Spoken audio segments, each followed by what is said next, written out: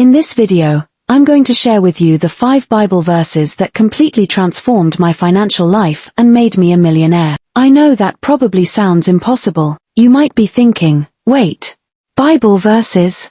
How could ancient scriptures possibly have anything to do with making money today? I get it. I used to think the same way. I grew up hearing, money is the root of all evil, and believing that if you were truly spiritual, you should live humbly, never ask for too much, and just give everything away. And let's not forget Luke 6 verse 24, Woe to you who are rich, for you have already received your comfort. But what if that's not the full picture? What if God actually wants his children to prosper not just spiritually, but financially too? What if your struggle is not part of his plan, but a misunderstanding of his word? Let me show you what I discovered. Verse number 1, Deuteronomy 8 verse 18, But remember the Lord your God, for it is he who gives you the ability to produce wealth. When I first started my business, I thought I had it all figured out. I obsessed over strategy. I bought every course, read every book, listened to every podcast. I told myself, if I just work harder, stay up later, push more, I'll get there. And for a while, I did see small wins, but it always felt forced, exhausting. I'd make progress, then hit a wall. Money would come in, and just as quickly, it would disappear. I was stuck in a cycle of burnout, frustration, and self-blame. It wasn't until I came across this verse and really understood it that everything shifted. God is the one who gives the power to produce wealth. Not me, not my hustle, not my perfect to-do list. The moment I stopped trying to carry it all on my own and made God the CEO of my business, everything changed. The weight on my shoulders lifted. I stopped striving and started flowing. Ideas came easier. Opportunities showed up. Doors opened. Not because I was grinding harder, but because I finally got into alignment with God. The second verse that changed my life. Proverbs 10 verse 22, The blessing of the Lord makes one rich, and he adds no sorrow with it. 4 years, I was on a hamster wheel, chasing money, chasing success, chasing recognition. Every time I finally hit a goal, instead of feeling peace, I felt fear. What if it all goes away? What if I can't keep up? What if people find out I don't really know what I'm doing?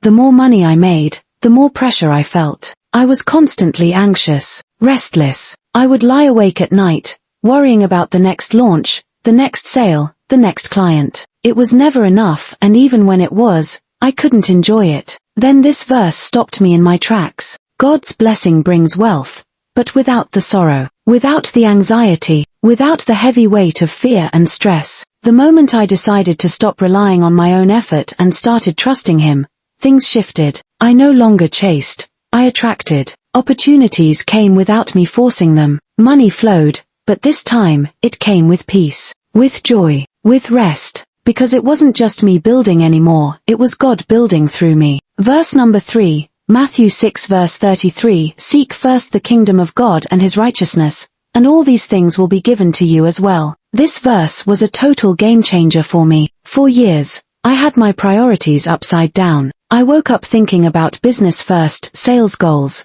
deadlines, strategies, numbers. My prayers were more like wish lists. God, help me hit this target. God, help me land this client. But the harder I pushed, the more things slipped through my fingers. Money would come, but not stay. Clients would show interest, then disappear. Ideas would spark, but fizzle out. Then one day, this verse hit me differently. Seek first the kingdom, not seek money, not seek success. Seek him. Put him first, before the inbox, before the to-do list, before the spreadsheets. So I started changing how I approached my day. I woke up and asked, God, what do you want me to focus on today? I spent time in his word before checking emails. I asked for his guidance before making decisions. And slowly, things began to shift. Clients came without chasing. Ideas flowed. Money showed up from unexpected places. Because God already knows our needs, he just wants to know his first in our hearts. Verse number 4, Malachi 3 verse 10, Bring the whole tithe into the storehouse, and see if I will not throw open the floodgates of heaven and pour out so much blessing that there will not be room enough to store it. I won't lie, this one was tough for me. For a long time, I struggled with tithing. I'd sit in church or look at my income and think, God, are you sure? What if they misuse this money? What if something unexpected happens and I need this 10%? It felt like I was giving money away that I'd worked hard for, but over time, I began to understand I wasn't giving to people.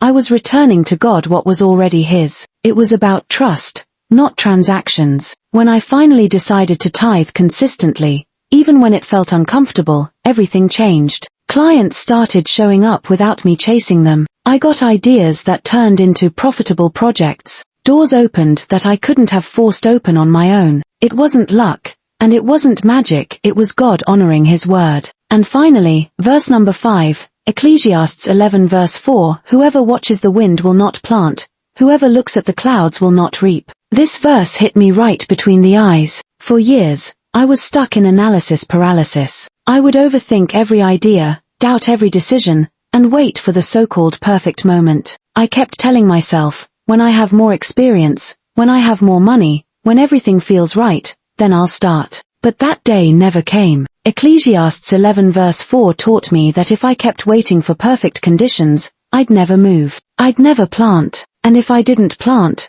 how?